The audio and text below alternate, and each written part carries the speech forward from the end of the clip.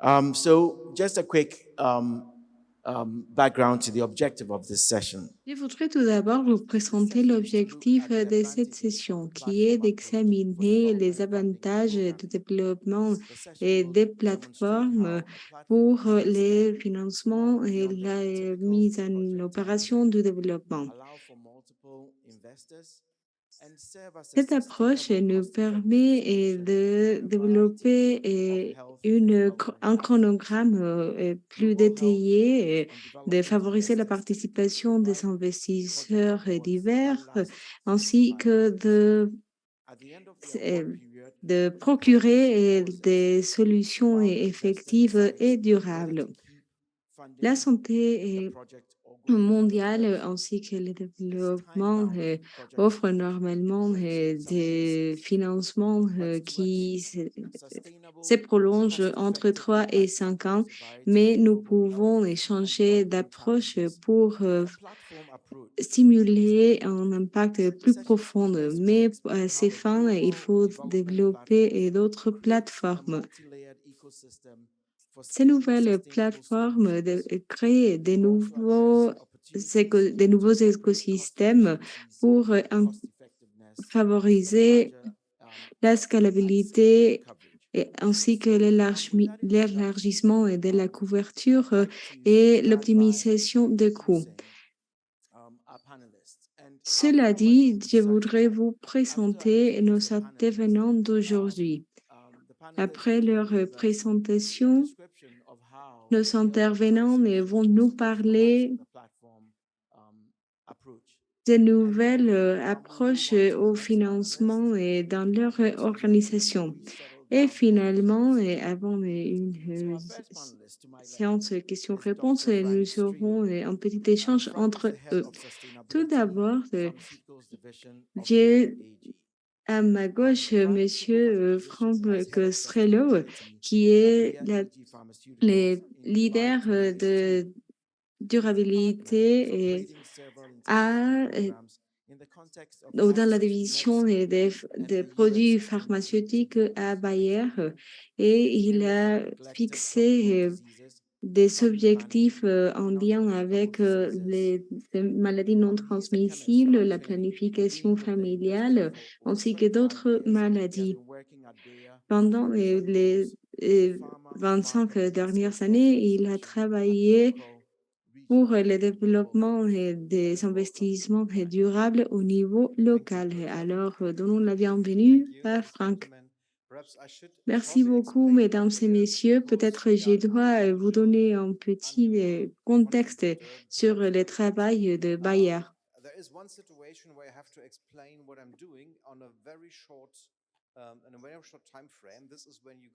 Je dois expliquer très brièvement notre travail et je vais vous répondre comme on répond aux agents migratoires lorsque l'on entre aux États-Unis. Alors, qu'est-ce que l'on fait de produits pharmaceutiques? Quelle est votre spécialité? L'aspirine. Mais je préfère parler de Mirina ou de la microginine parce que c'est la substance que nous fournissons et qui est notre produit le plus connu et qui est le plus pertinent en matière de planification familiale et pour le travail des ONG que nous soutenons. Ce produit est indispensable pour nous depuis une soixantaine d'années et la raison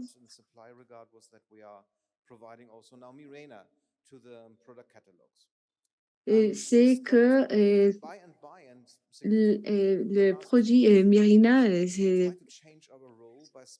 c'est un de nos produits étoiles.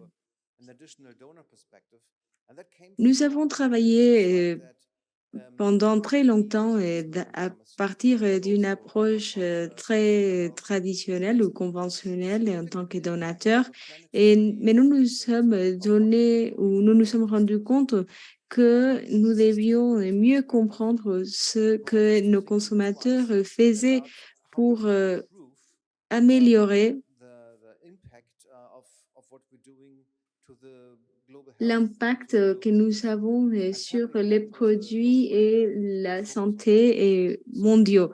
Et la planification familiale était la ligne de base pour la modification de cette approche. Donc, nous avons examiné notre écosystème d'action et nous avons identifié des espaces d'impact parce que nous ne cherchons pas à développer des stratégies vedettes ou phares que nous puissions ou dont nous puissions nous vanter, mais nous cherchons quelque chose de plus authentique.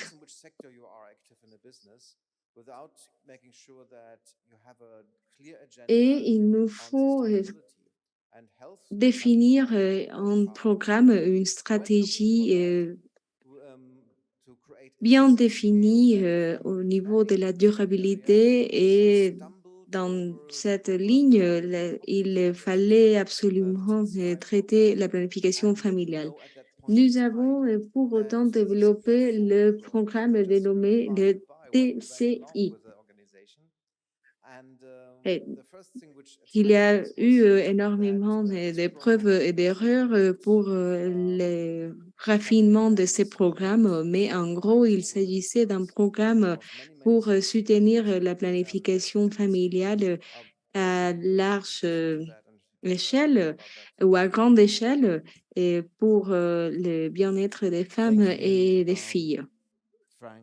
Merci beaucoup, Franck. Alors, on va revenir vers vous avec quelques questions un peu plus tard. The next, standing to Frank's left, Mr. Biru Alemnu is an online training À manager gauche for de professional Franck, nous avons development Monsieur at Blu International Institute Avenblu, for qui est Primary le Healthcare in coordonnateur Vietnam. de He's a l'Institut pour technologically la inclined health professional planification whose familiale en Éthiopie. certifications in public Il health est un policy, expert en research santé experience, publique ainsi qu'en and has planification et argued développement for technologique. diversity of Et il curriculum a focalisé sa carrière dans les technologies et la santé in health publique. professional Il a obtenu son education from the master Addis Ababa University and is de currently l'Université also d'Addis Abeba en an santé Endeavor publique, Marcos ainsi University. qu'un diplôme de Over to you, l'Université de Bury to Marcos. introduce your organization and Donc, how Biu, est-ce que vous it pouvez vous présenter et comment vous avez développé une nouvelle approche au financement? Merci beaucoup pour cette introduction chaleureuse. Aujourd'hui, je représente le ministère de la planification familiale de l'Éthiopie qui est attaché au ministère de la Santé et qui travaille ensemble avec l'université ou le département de santé publique de l'université Johns Hopkins. Tout d'abord, notre approche au financement et qui d'ailleurs est considéré un cas exemplaire de plateforme de financement, chercher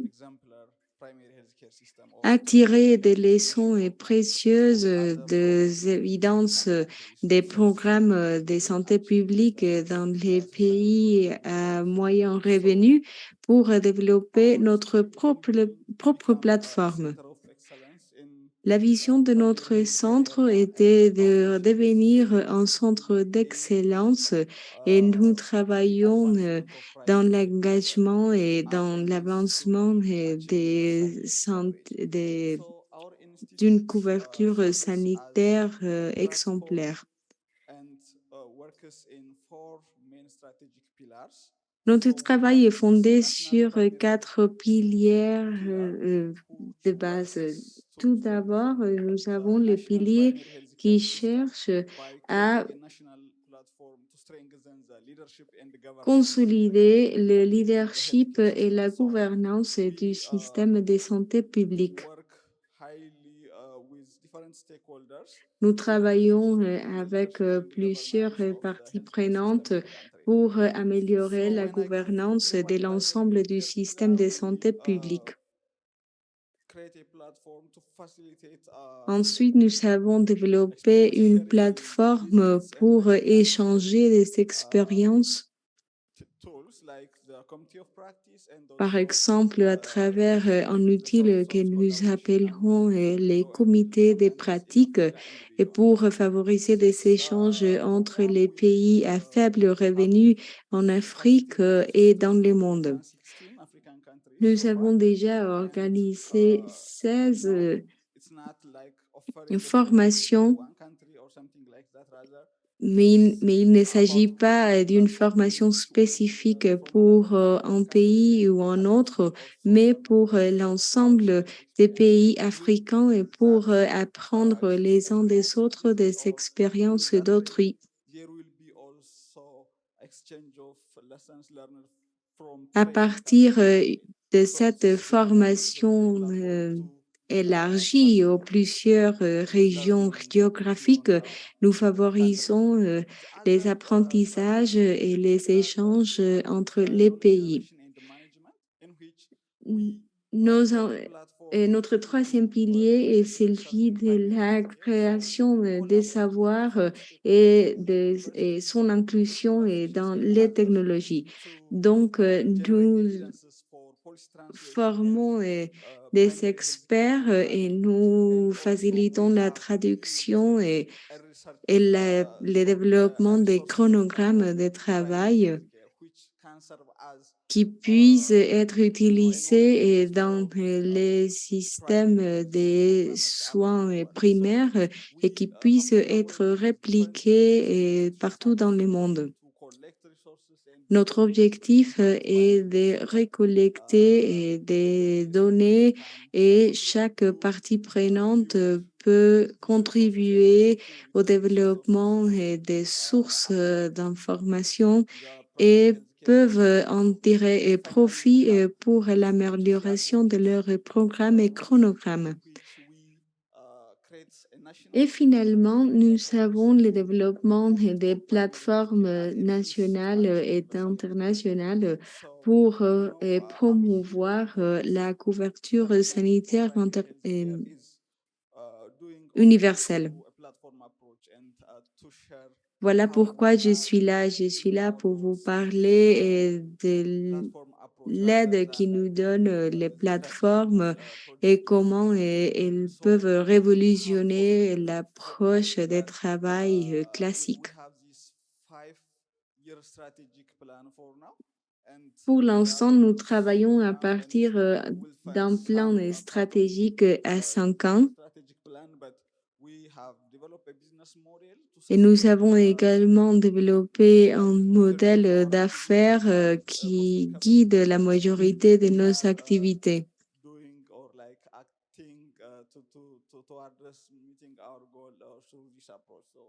Et nous travaillons constamment pour améliorer notre approche. Je vous remercie. Merci à vous, Birou, pour nous présenter l'approche de votre organisation et bien sûr, nous sommes très intéressés par en savoir plus. Je vais passer à notre prochaine intervenante, Dr. Mahin Malik. Dr. Mahin Malik est membre senior de la faculté de santé publique de l'université Johns Hopkins. Elle a eu sa formation en médecin et elle s'est spécialisée dans des conseils experts et le développement des services spécialisés dans la santé publique. Elle est experte en santé pédiatrique et maternelle, ainsi que dans la prévention et le traitement du sida et des soins postpartum.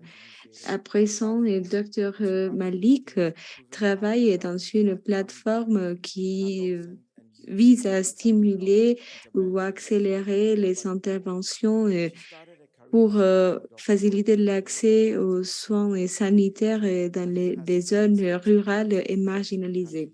Dr Malik a une énorme expérience de travail en Afrique et en Asie. Docteur Malik, comment est-ce que vous incorporez l'idée des plateformes révolutionnaires dans votre travail? Bonjour, merci beaucoup. Notre idée de développer une approche fondée sur une plateforme a initié en 2016 parce que nous ne cherchions pas à continuer à travailler à partir d'une approche des projets. Donc, ce que nous avons fait, c'était de travailler pour augmenter l'engagement de la population ainsi que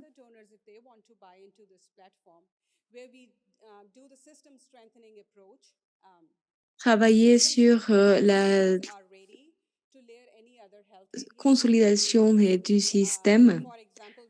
Et par exemple, nous avons commencé à travailler dans le domaine de la planification familiale, mais nous nous sommes rendus compte que les estimes étaient si fragiles et dans certains contextes qu'il était très compliqué de introduire une nouvelle ligne de travail et dans ces cas, la planification familiale.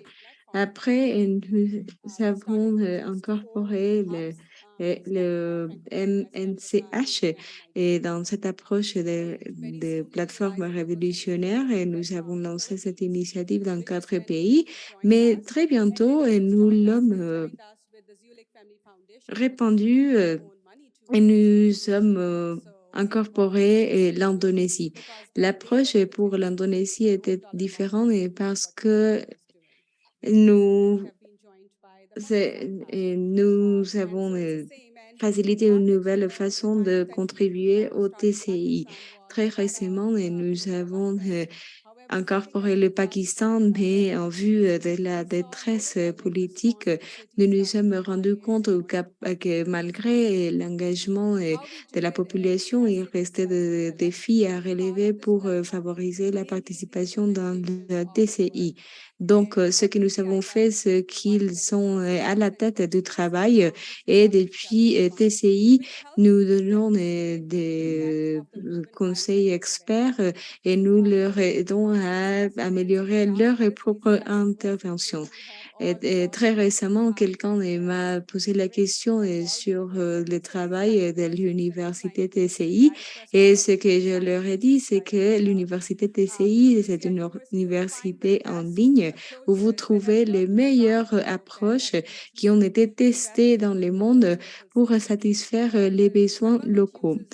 Et les gouvernements utilisent nos outils parce que nous croyons fortement dans la règle 20-80, c'est-à-dire que nous faisons 20% du travail et le reste réside dans 80% des résultats. Donc, nous travaillons dans les programmes ainsi que l'évaluation continue et les systèmes se consolident à partir de la solidité des activités. Mais si vous avez davantage de questions, je reste à votre disposition. Merci, Mahin.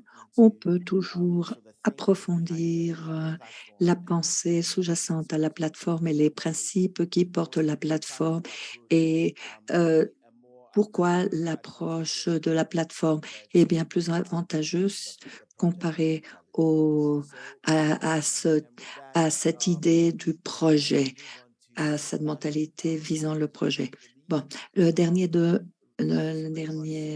intervenant, Monsieur Resmosé,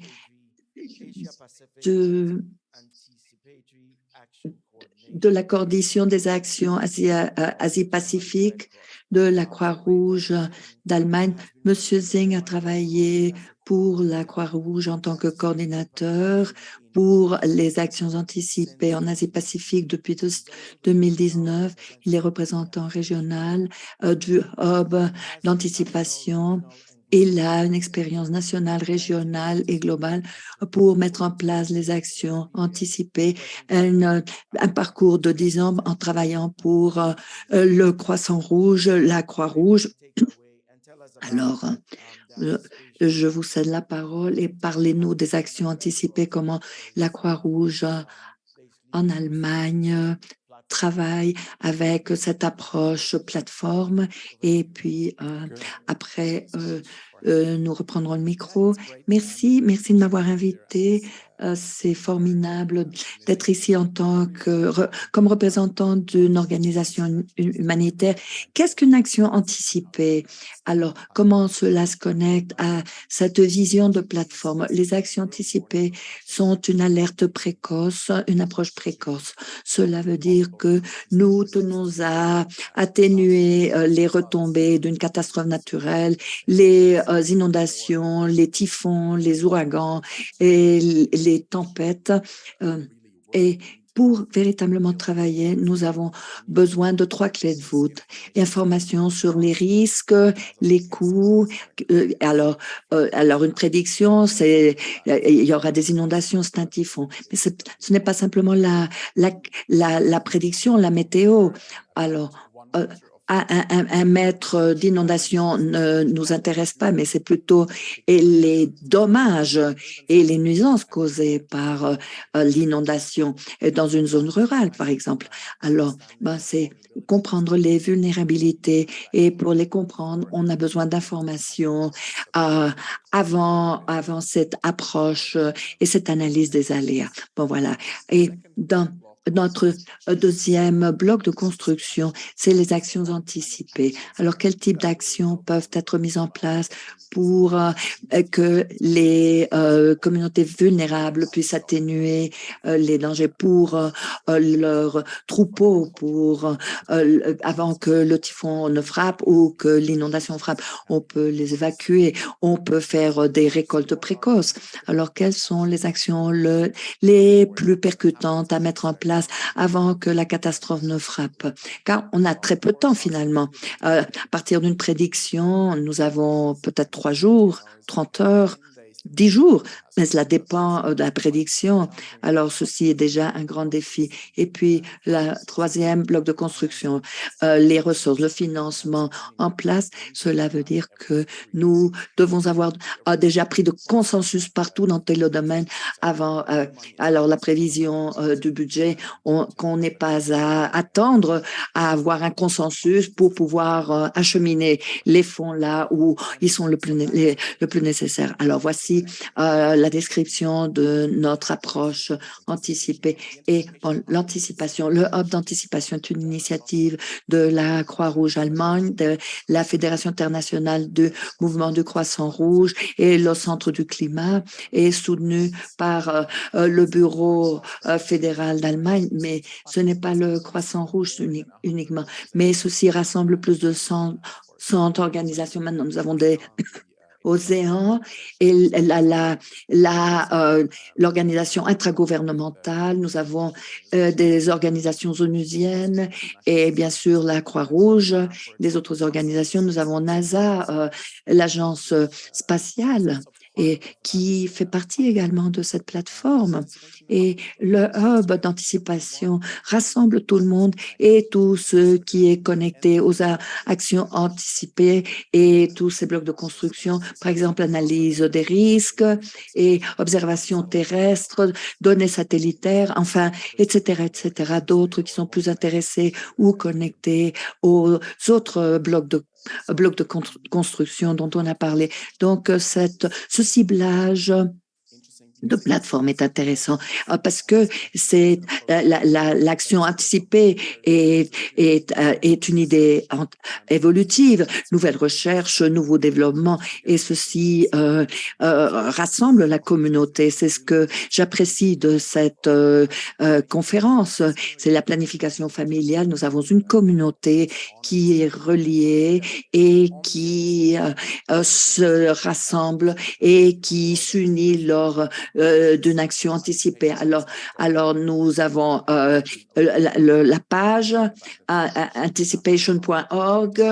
Alors nous avons une base de données sur les déclencheurs, sur les actions. Je veux travailler dans le contexte des inondations dans ce pays qu'ont fait d'autres personnes. Alors cette approche unit tout le monde et permet qu'on partage les connaissances et cela nous aide évidemment parce que ce n'est pas seulement un projet ou un donateur mandaté, mais c'est plutôt une promotion. C'est pas simplement une promotion, mais c'est vraiment une communauté. Alors, peut-être je m'arrête là, mais nous parlerons plus tard de la santé et tout ce qui est relié à la planification familiale. Oui. Alors, oui, en effet, on a une bonne idée des 4 organisations et pourquoi se joindre à cette idée de la plateforme. Et je mets l'accent sur quelques éléments liés à la plateforme. Alors, peut-être le ciblage plateforme ou le ciblage projet. Le ciblage projet, généralement, comme nous le savons, est peut-être une idée de silo fondée sur le temps et qui est portée par un donateur et les objectifs en sont très clairs. Alors on commence à travailler après la chute d'une falaise. Alors bon, la plateforme va créer un esprit de flexibilité et est fondée sur les mêmes objectifs. Mais ici, la plateforme permet les autres acteurs, les autres joueurs de se joindre à l'action et le résultat est une bonne rentabilité et la connaissance accrue dans le système même et qui va véritablement aider à le mettre à l'échelle dans d'autres emplacements. Un exemple, disons, dans un pays, il y a 10 régions et si le projet n'analyse que 3 régions et a été adapté à ces 3 régions et finalement, les indices, les constats n'englobent que 3 années, une durée de 3 années et 3 années, 3 régions, un point, c'est tout. Alors, ça, c'est un projet. Quand on parle de plateforme, alors, ce qu'on va observer, c'est que d'autres acteurs, d'autres ONG et d'autres acteurs, gouvernements, universités, parties prenantes qui ont le même mandat et suivent la même vision peuvent se joindre à la plateforme. Alors, cela nous permettra d'étendre le propos plus loin, plus en avant, géographiquement, de façon plus approfondie et s'investir à cette idée d'une durabilité pour bénéficier des communautés. Donc, c'est ça les propos que vous venez de tenir. Donc, Franck, vous avez commencé par nous parler du fait que l'entreprise Bayer est un donateur inhabituel. Et oui, absolument. Et bon, compte tenu d'où vous provenez, et maintenant, si on analyse les impacts à échelle et comment le financement de TCI, ceci est un aspect très important de l'approche plateforme, mais cela pourrait ne pas s'arrêter là. Qu'espérons-nous de cette approche plateforme, surtout dans le contexte de la santé reproductive et une manifestation telle que celle-ci, ciblée sur la planification familiale? Oui, bon, les impacts mis à l'échelle, cela fonctionne très bien sur une plateforme, mais on peut également y ajouter de grands projets et qui n'auront pas de grands différenciateurs. Par exemple, si on parle de mes visites au projet TCI, quand nous avons commencé en 2020, le projet TCI, nous a invités dans de nombreux endroits. Moi et mes collègues, nous avons suivi les programmes et on a été vraiment très surpris de voir qu'il y a des dénominateurs communs et il y a des principes et qui nous aident à l'adapter à la situation locale. Par exemple, quand j'ai visité Nairobi et quand j'ai visité les établissements humains et que j'ai visité le gouvernement local, c'est-à-dire la mairie, et la personne responsable des activités et du secteur local et du territoire, et nous ont expliqué qu'il y avait un programme dont personne ne parlait, et TCI était quelque chose qui avait été inventé ailleurs,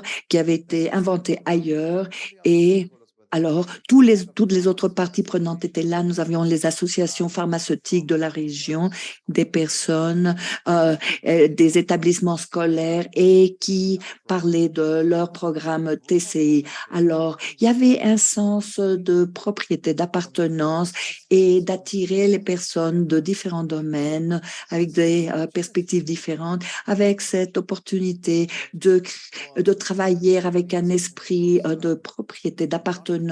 Alors, au début, je n'y voyais pas clair. Et quand on a visité les hôpitaux, c'était la même chose. Ici, l'infirmière en chef nous a parlé du programme de planification familiale, des références gouvernementales sur la vaccination, le VIH, planification familiale, et il nous parlait de leur propre programme. Et c'était justement le même programme. Alors, et cela, typiquement, ne se retrouve pas dans un projet.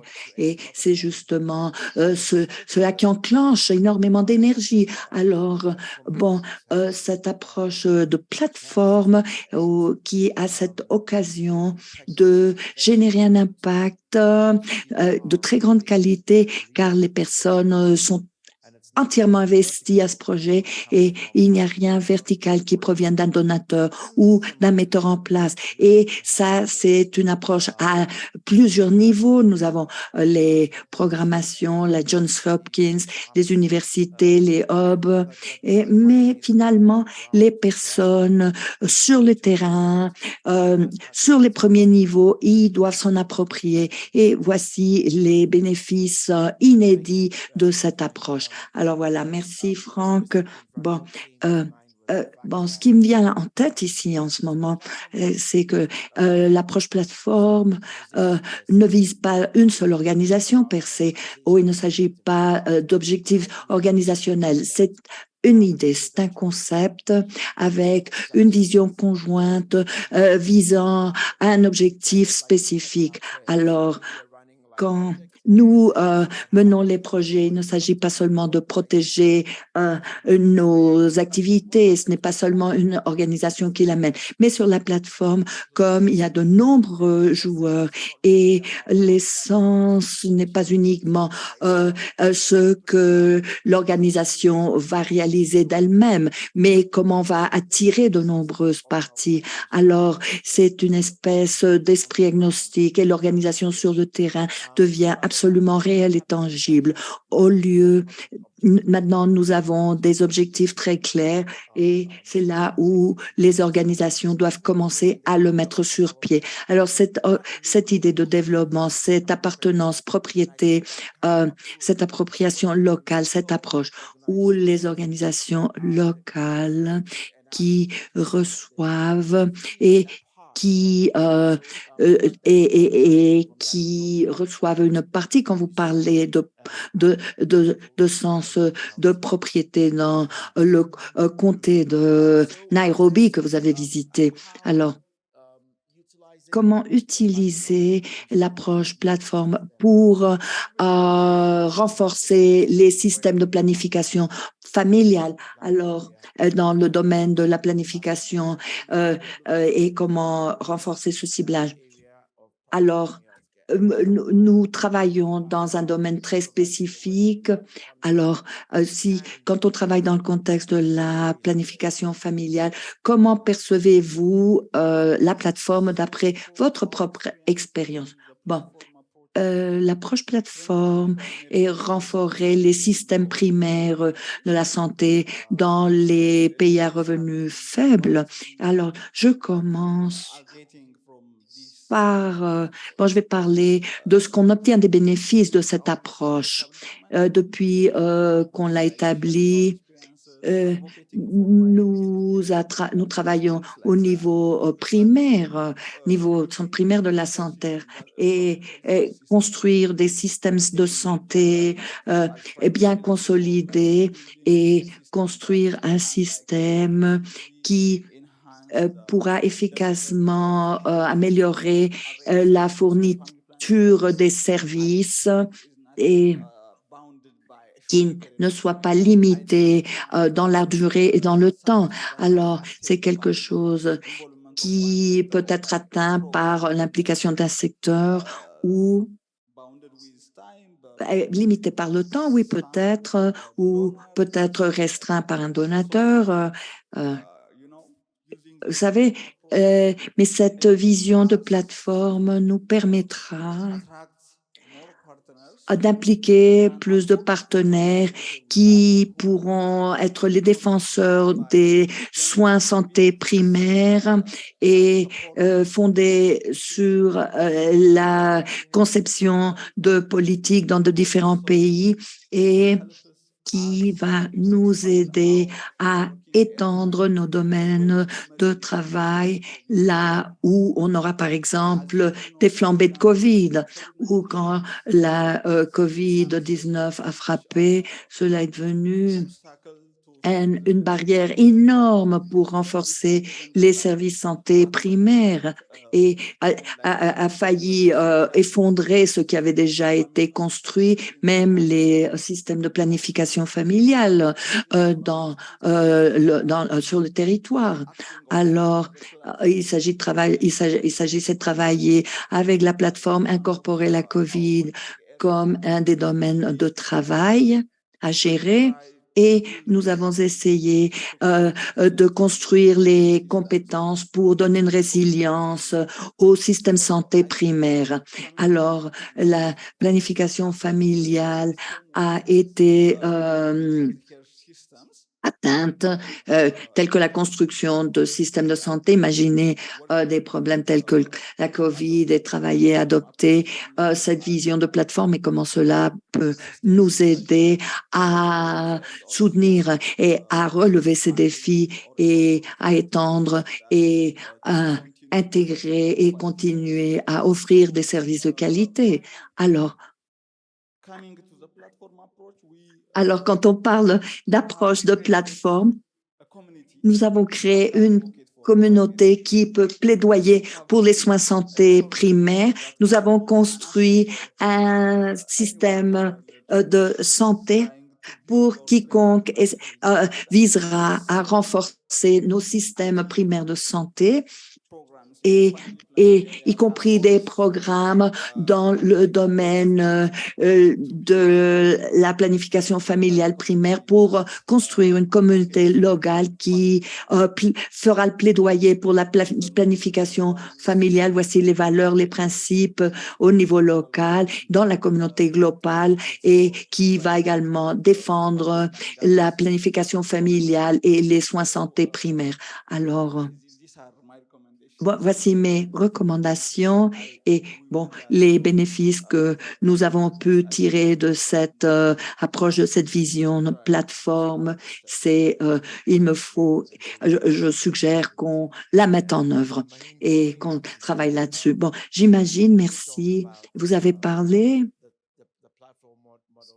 et de modèle de soutien des TCI. Y a-t-il des leçons apprises, des acquis que vous pourrez partager avec d'autres personnes compte tenu des approches et de la mise à l'échelle de ces acquis? Parce que je ne sais pas que tout était tout était couleur, que ce n'était pas la vie en rose finalement. Alors, il y a finalement, il a dû y avoir des impacts dans la mise à l'échelle. Oui, bon, il y a eu des impacts. Quand j'ai demandé quelle est la durée de ce projet, à quoi est-ce que je me suis jointe, alors le directeur m'a dit à l'époque, quel projet? Je lui ai dit, bon, le projet auquel je me suis joint. Mais il me dit, mais vous êtes joint à une plateforme. Alors, pourquoi est-ce qu'il me dit que je me suis jointe à une plateforme? Alors, heureusement, Franck, vous n'étiez pas le seul qui ne savait pas que vous travailliez sur une plateforme.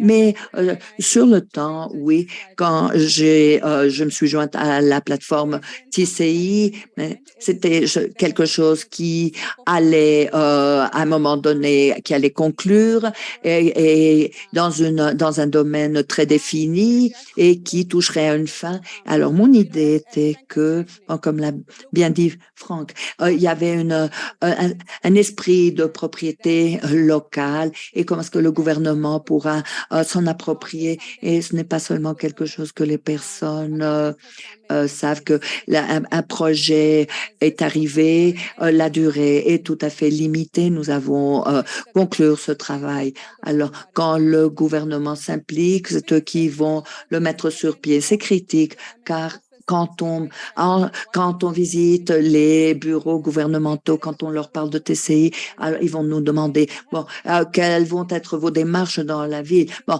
ce n'est pas qu'on veut faire quoi que ce soit dans votre vie. On veut que vous mettiez sur pied un programme porté par vous-même, conçu par vous-même, quelque chose de très semblable à la façon dont on définit la démocratie, le pouvoir de peuple par le peuple. Alors, conçus pour eux, par eux, menés par eux. Alors, ça doit être, c'est critique quand on travaille sur les plateformes. Ça doit être rentable pour qu'on le mette à l'échelle. Ça ne doit pas rester un concept, une idée. C'est quelque chose que les personnes doivent respirer et vivre. Parce que si ça reste en simple concept, c'est quelque chose qu'on a à faire. Les personnes vont continuer à se questionner sur cette plateforme. Alors, il faut penser en dehors de notre propre entourage et il faut vraiment mettre à profit les innovations.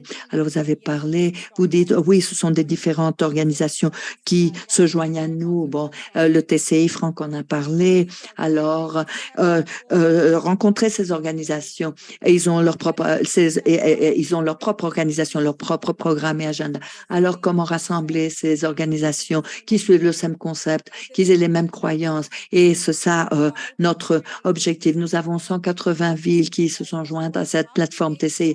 Alors, comment s'assurer qu'on va visiter les différentes villes, que les 180 villes parlent le même langage, les mêmes méthodes d'évaluation pour faire le suivi des avancées, des progrès? Comment mettre en place les mêmes principes et en même temps, bon, j'ai parlé de l'université TCI et nous avons transformé ce sentiment de propriété. Il y a quelqu'un, par exemple, qui est dans une ville, par exemple le Kenya.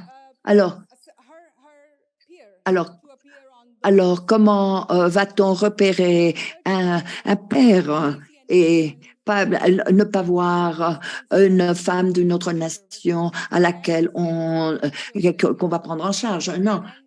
Alors, nous sommes en train d'apprendre de manière ininterrompue. Alors, bon, ce sont quelques remarques que j'avais à faire. Bon, c'est une manière très pratique pour se joindre à la plateforme. Alors, bon, moi, je pensais, arriverons-nous à un âge où les communautés, les districts, les pays, un âge où tous trouveront un objectif à poursuivre et, et vont inviter tout le monde pour se joindre à la plateforme. Si on travaille différemment, les ministres de la santé, les ministères de la santé, les conseils de la population, et si ont déjà mis sur place un plan, s'ils touchent les donateurs, les communautés, mais cette manière, cette intention intention de se structurer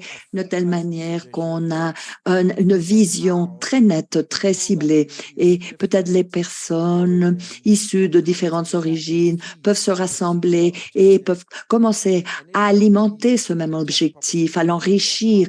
Et peut-être la durée ne sera pas de 5 années, mais un objectif bien plus lointain, une durée bien plus lointaine, le principe du comté, de la localité, du gouvernement. Alors, c'est un mouvement qui va aller beaucoup plus loin et pas seulement un concept. Alors, merci Raymond.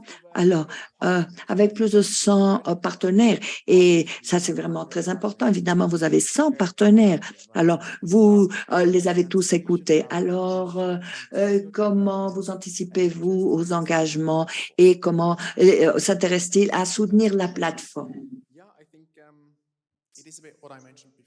Comme je l'avais déjà dit,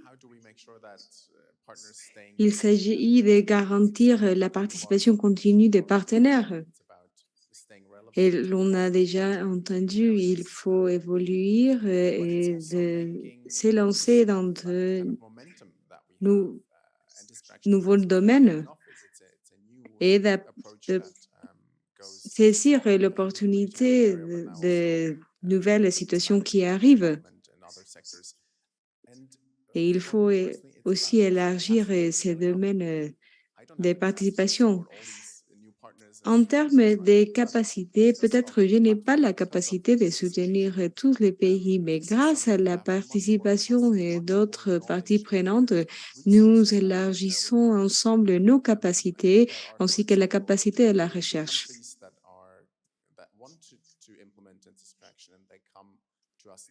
Et parfois, il y a des pays qui nous approchent et ils nous disent, bon, qu'est-ce que l'on peut faire? Il ne nous faut pas absolument développer un programme par pays ou d'investir directement dans un pays ou d'avoir une équipe sur le terrain, mais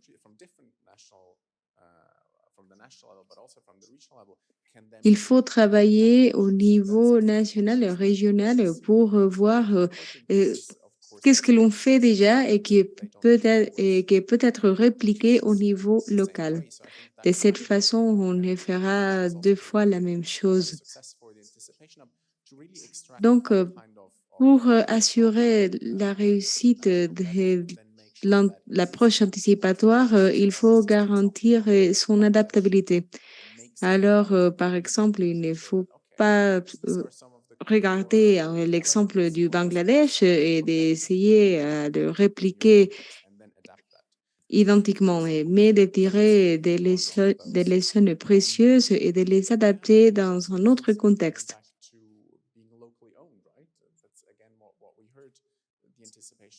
Je veux réitérer qu'il faut développer les compétences locales parce que au niveau local, il y a plusieurs parties prenantes.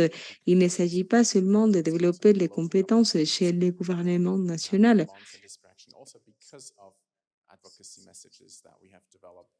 Par exemple, dans notre pays, nous avons beaucoup investi sur la dissémination de l'information verticalement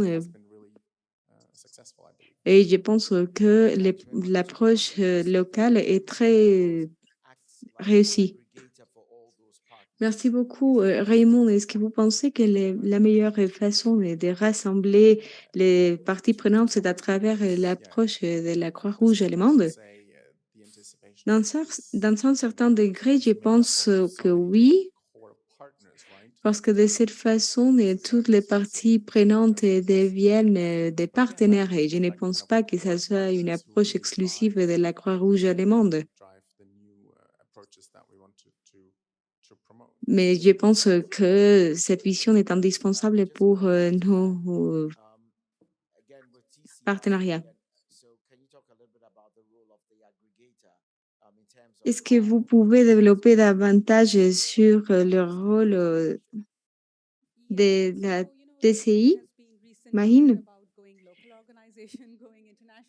Oui, récemment, il y a un débat sur le besoin de faire évoluer les organisations locales pour qu'elles deviennent nationales, mais je pense que cette approche n'est pas pertinente dans tous les cas. C'est par exemple comme dire, bon, nous avons tous et toutes les mêmes ADN, mais comment personnaliser cet ADN pour parvenir aux besoins de chaque ville ou de chaque projet.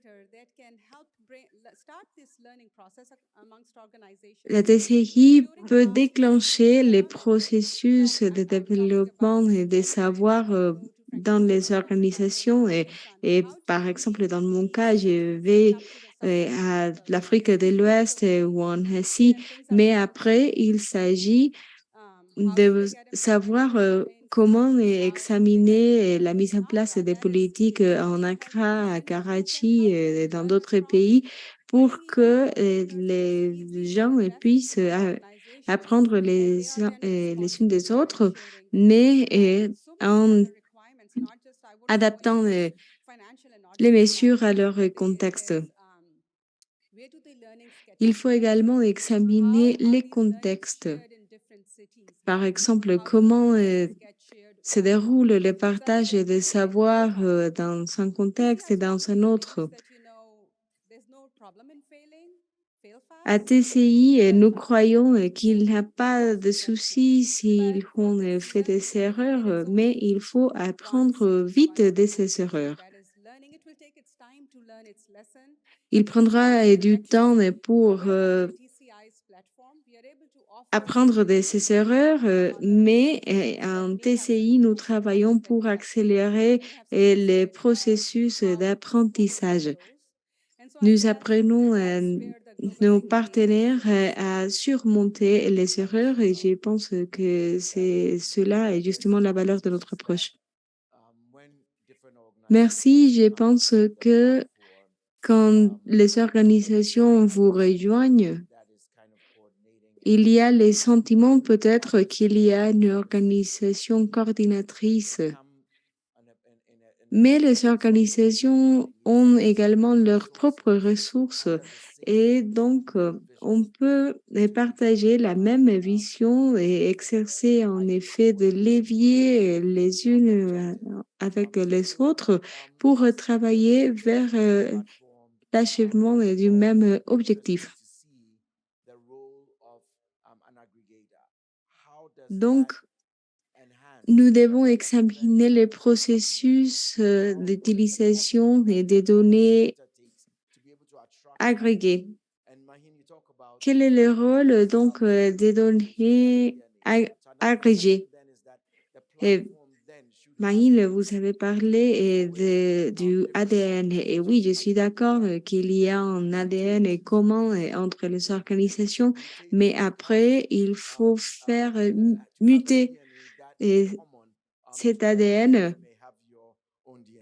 pour que chacun puisse avoir un ADN à soi. Franck, je voudrais revenir à vous et vous poser une question. À partir de votre vision en tant que représentant d'une société pharmaceutique et du secteur privé et d'une société qui travaille dans le développement d'une approche différente aux plateformes, quels sont les obstacles à relever vis-à-vis les parties prenantes, par exemple TCI ou la Croix-Rouge allemande? Qu'est-ce que serait une source d'engagement pour d'autres sociétés privées? Yeah, sure. I mean, we are not the only donor of TCI, obviously. There's the On Gates n'est pas le Foundation, seul others. donateur de TCI, il y a également la fondation Gates, mais je voudrais voir un engagement plus élargi dans le secteur privé. Et bon, peut-être je vais commencer par la question des obstacles. Depending on what their objective is, Les défis varient en fonction des objectifs des sociétés, mais parfois, je pense que le premier obstacle, c'est que les donateurs pensent qu'un projet, c'est leur projet. Et les projets font partie d'une stratégie de construction d'une réputation, pour dire le moins. Et donc, ils s'assument la posture que c'est notre projet et c'est nous qui font du bien dans le monde. Cette vision est assez limitée et il faut distinguer entre les projets vedettes et les projets durables. Dès que l'on se focalise sur les objectifs, les résultats majeurs, il faut trouver une plateforme de soutien plus large qui dépasse l'approche limitée des projets vedettes. Je pense que c'est justement cette vision qu'il faut combattre parce que de cette façon, on n'a pas seulement des cas comme TCI, mais il y a d'autres comme Light Touch dont les indicateurs sont remarquables et leur approche pourrait être répliquée dans d'autres projets et sans pour autant créer une disruption dans les systèmes parce que parfois il y a des plateformes où lorsque l'on introduit c'est une petite ou à la moindre disruption, le système s'effondre. De cette façon, je pense que nous pourrions faire l'engagement largement plus attractif pour les privés. Dans le contexte d'une crise géopolitique, il faut souligner que la résilience est plus importante que la réussite facile. Également, l'approche ou fondée sur les plateformes nous permet de maintenir tout le monde dans la même ligne des pensées, mais pour faire cela, il faut avoir des indicateurs. Nous l'avons vu à TCI. Il faut travailler sur la base des indicateurs pour savoir quelle est la direction que nous suivons, parce que sinon, le travail part dans tous les sens. Si l'on n'a pas ou un chemin à suivre vers le résultat attendu, et il est très difficile. Mais les résultats et les avancées sont significatives si nous avons des indicateurs. Si nous commençons à développer un programme sans pour autant définir un résultat majeur, on va voir ce qui en découle. Mais si nous cherchons à suivre un schéma clair, je pense que c'est indispensable de définir des indicateurs et de cette façon garantir la durabilité. Génial, je pense que ton commentaire est indispensable pour le privé.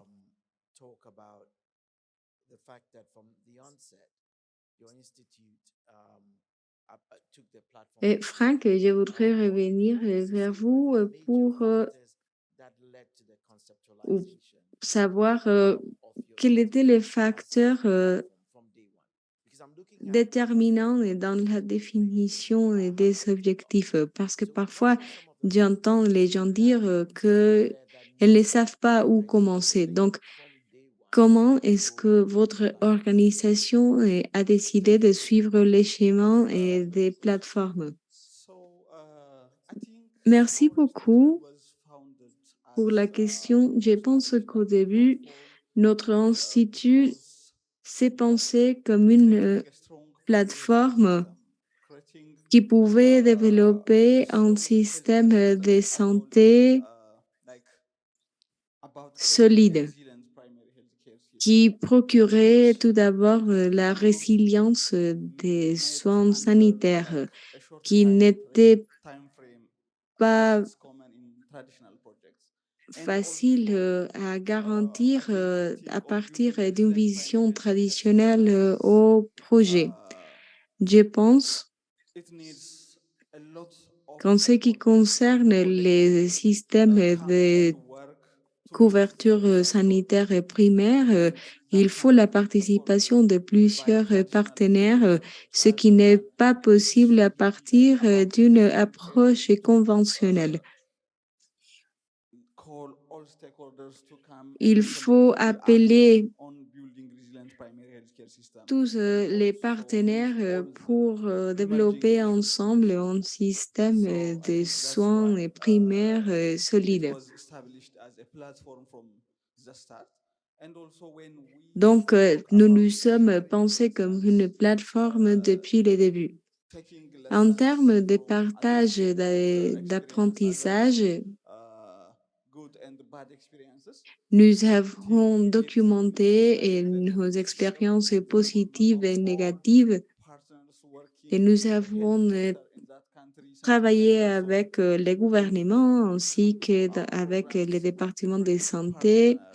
Et dès que l'on parle avec tous les acteurs, les ONG et d'autres acteurs, on commence à échanger des expériences multiples et l'on se rend compte que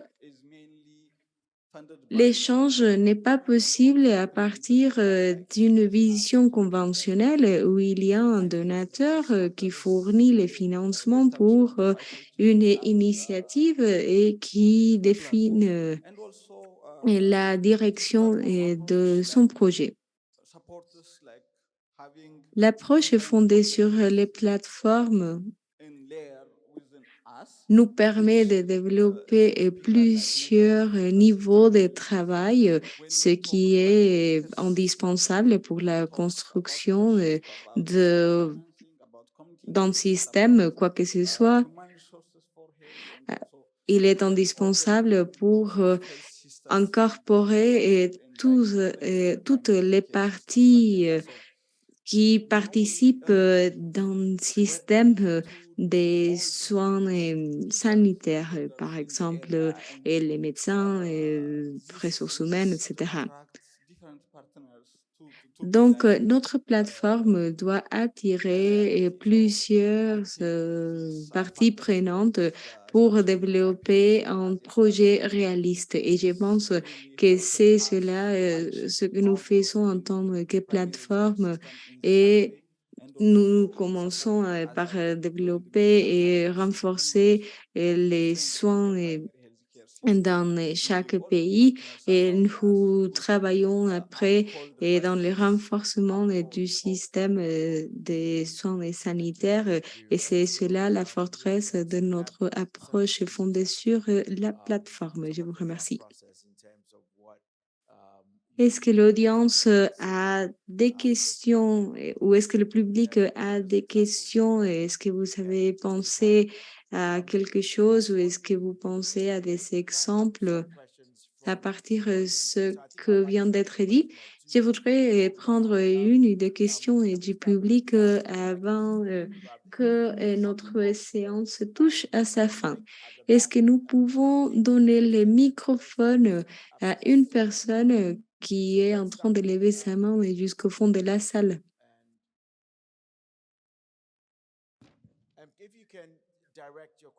Si possible, spécifiez à qui vous dirigez votre question. Merci beaucoup. Je voudrais tout d'abord féliciter TCI. Je m'appelle Assis et je représente les projets Green Star en Pakistan.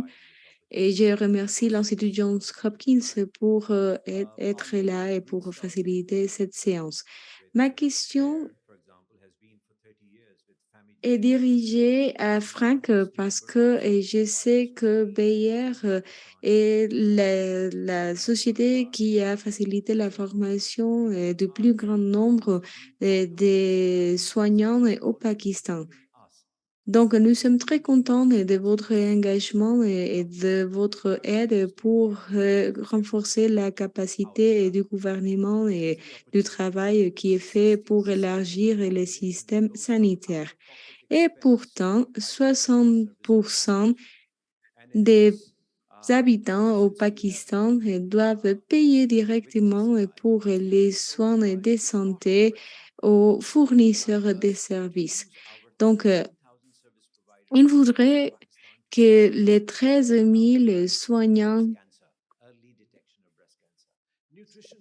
facilités et des tests pour l'identification du cancer des seins.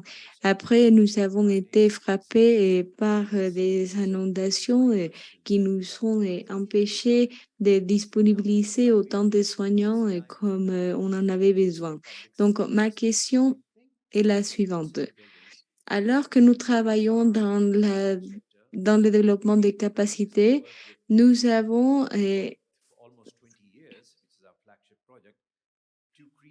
Nous avons aussi un projet privé qui était autrement dirigé par KfW, qui était autrement ou qui était autrement notre partenaire le plus important. Donc, comment est-ce que nous pouvons assurer la formation pour tous les soignants et le personnel de santé? Est-ce que vous avez une idée depuis Bayer pour parvenir à satisfaire les besoins de cette situation? Je pense que votre question est tout à fait pertinente et nous n'avons pas parlé de l'effectivité lors de notre discussion. Donc, si vous voulez lancer une initiative, si vous voulez augmenter l'engagement, mais si vous n'avez, ou plutôt si vous avez une infrastructure et vous ne l'utilisez pas, donc l'initiative va échouer. Donc, je pense qu'une règle indispensable à suivre est celle de l'utilisation des ressources ou que l'on a déjà. Donc, si vous avez une structure, il faut l'utiliser. Nous l'avons déjà essayé en termes des soins pédiatriques. Et là, maintenant, on travaille sur l'exécution ou la mise en place des systèmes des soins cardiovasculaires. C'est un projet qui s'appuie sur l'infrastructure existante pour la prévention et le traitement du sida. Donc, il faut essayer d'utiliser l'infrastructure existante pour d'autres objectifs. Je ne sais pas si Bayer serait intéressé par le travail que vous avez à faire au niveau du cancer des seins, mais je sais que nous avons des projets de type oncologique en Afrique du Nord et au Moyen-Orient, mais je pourrais dire qu'une fois que vous avez une base, vous pouvez l'utiliser comme un levier pour consolider votre plateforme et amener votre plateforme dans un deuxième niveau. Merci beaucoup, Franck. Il ne nous reste que 5 minutes, mais il y a énormément de mains levées. Donc, est-ce que l'on peut passer à une question de 40 secondes et une réponse d'une minute? Veuillez bien vous présenter et de nous dire d'où vous venez. Allez-y. On ne vous entend pas. On ne vous entend pas.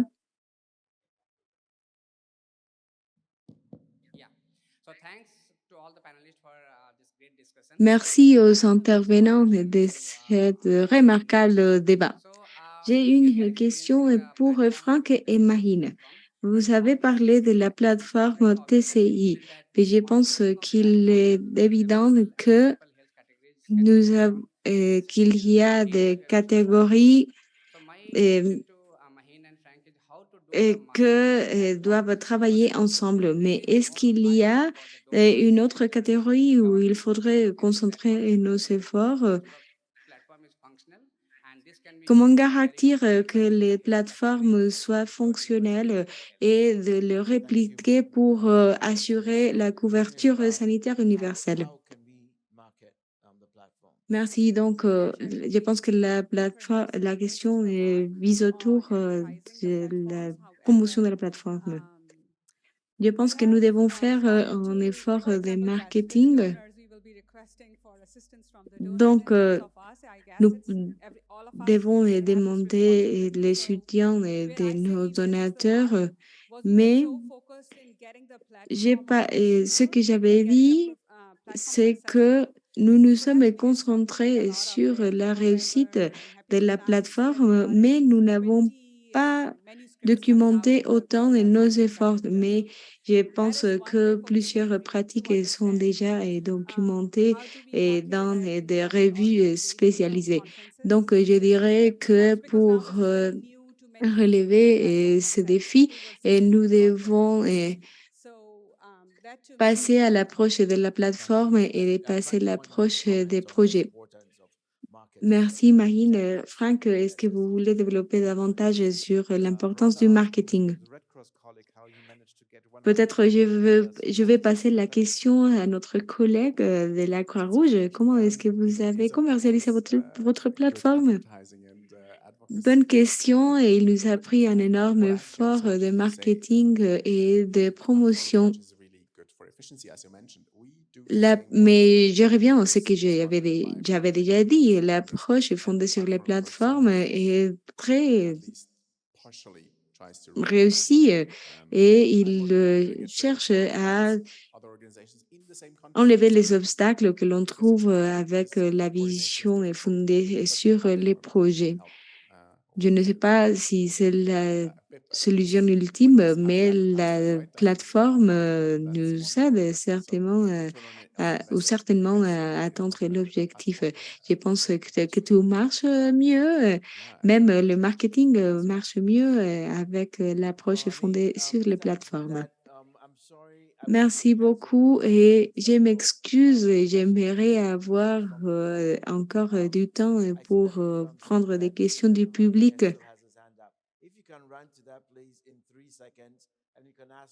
Il me semble que nous avons 8 secondes pour une question de 3 secondes. Donc, si quelqu'un peut prendre les microphones assez vite, on peut prendre une dernière question. Tout d'abord, merci aux intervenants. Et j'ai une question et un commentaire. Si l'approche fondée sur les plateformes était une disruption en 2016, mais s'est traduit dans une réussite, quels sont vos plans pour passer au prochain niveau et assurer la durabilité de TCI? Ah, mais là, vous me posez une question piège. On a commencé avec 4 pôles, à présent nous en avons 6. Et nous avons commencé par l'engagement du secteur public, ensuite les privés, et là, on a des partenariats publics et privés. Nous nous sommes rendus compte que le renforcement du secteur privé fait sous ou dans le contexte de la TCI nous permettait d'engager davantage des parties prenantes telles que les sociétés pharmaceutiques, telles que Franck l'a mentionné. Nous espérons que d'autres Thank you. donateurs potentiels s'y intéresseront. We have Merci come beaucoup pour votre tells us question that et le temps de the notre whole séance platform est écoulé. Mais needs more space. en guise de conclusion, je voudrais dire qu'il faut continuer les débats sur l'approche fondée sur les plateformes et il faut réfléchir sur la façon où les plateformes ou la façon comment les plateformes nous aident à atteindre les objectifs de durabilité. J'aimerais avoir un débat ou d'articles où l'on révise les cas d'études qui justifient l'approche fondée sur les plateformes. L'approche fondée sur les plateformes enlève la compétition et l'égoïsme que je trouve parfois nécessaire. Parce que notre mission devrait dépasser les intérêts des organisations pour lesquelles nous travaillons. Je vous invite à continuer le débat sur les plateformes, alors continuez à chercher les espaces à ces fins. De cette façon, nous faciliterons l'échange des apprentissages et l'évolution de l'approche fondée sur les plateformes, voire l'émergence d'une nouvelle approche. Merci beaucoup à nos intervenants. Merci beaucoup Raymond, Mahine, Biru et Franck. Il est toujours un plaisir d'entendre un débat qui représente plusieurs voix. Merci à vous et à notre merveilleux public. Merci également et on va continuer cette discussion sur les plateformes. Je vous remercie.